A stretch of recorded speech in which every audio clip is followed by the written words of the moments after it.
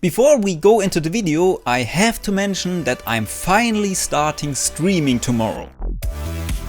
Yes, I have been talking about it for months. Tomorrow it's finally happening. I will announce on all my social medias when I will go live, and I can't wait to finally explore this next chapter with all of you. Okay, let's get into the video. The dev stream and patch notes for Season 6 just went live, and I wanted to go over the most important changes and condense them down into a small little video. First of all, Season 6 is dropping early.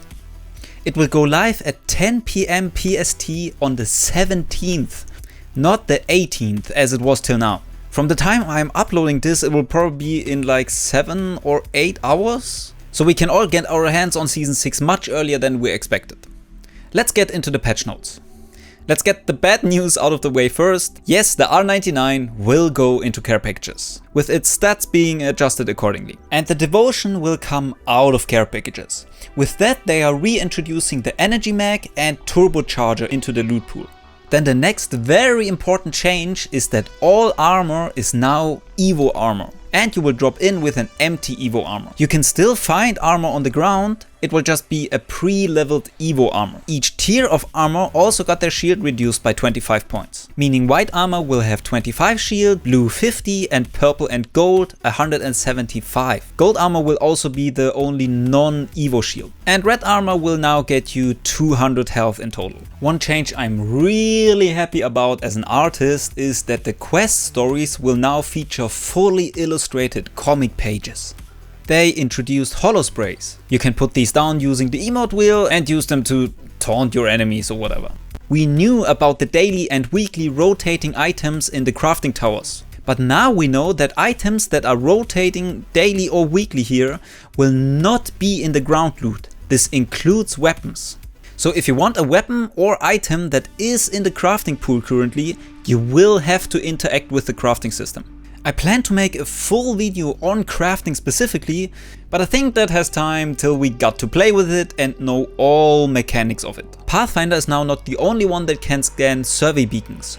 All recon legends can do that. Pathfinder's passive will now reduce his zipline cooldown by 10 seconds each time he uses a survey beacon. So if you scan a survey beacon with each ring, your zipline will be on a cooldown of 60 seconds at the end of the game instead of the 120 it starts out with. While we are at Legends, let's talk about other Legend changes. If you didn't know already, they introduced a mechanic with the last patch that Bloodhound gains ultimate duration when they get a kill or knockdown while in ultimate. You now gain even more duration of that. Plus, your Eye of the Allfather scan was massively buffed while you are in ultimate. You can scan every 6 seconds and the animation for it is much faster. Crypto can now activate respawn and survey beacons from his drone, and doing so is instant instead of needing to hold it. His EMP will now also slow teammates. This is one of the steps they are taking to address the Revenant Wraith crypto meta in ranked. More on that in a second. They also made the hitbox of his drone larger but gave it more health.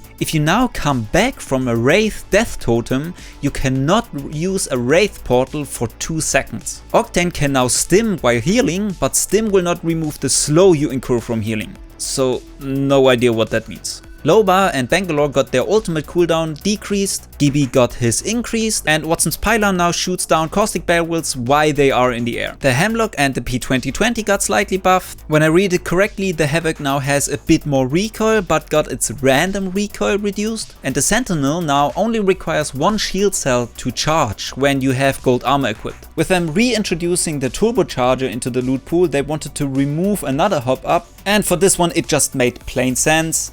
The choke has been removed from the game and the triple take has it just built in. And one last detail I wanted to mention from the dev stream is that Rampart's cover walls can be destroyed while they are assembling themselves. These are the things I found most important from the dev stream and the patch notes. I'll link them in the description if you want to take a look at the full versions. And I'm pretty sure there are a lot of videos coming out right now with people going over every single patch note detail.